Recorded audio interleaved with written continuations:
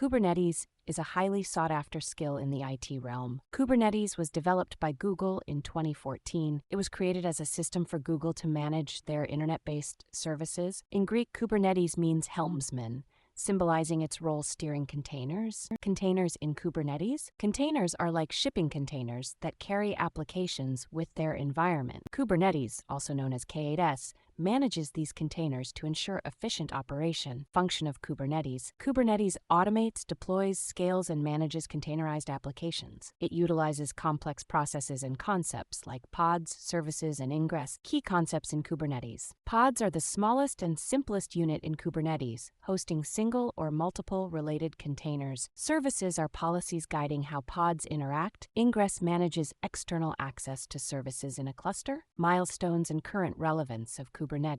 In 2015, Kubernetes was donated to the Cloud Native Computing Foundation, CNCF, for neutrality. Today, it's a popular choice for businesses seeking a container orchestration platform. Future of Kubernetes. Kubernetes continues to evolve and grow, becoming increasingly comprehensive. Importance of learning Kubernetes. Kubernetes is a skill in high demand in the tech world. More such information and learning resources can be found at GyataAI.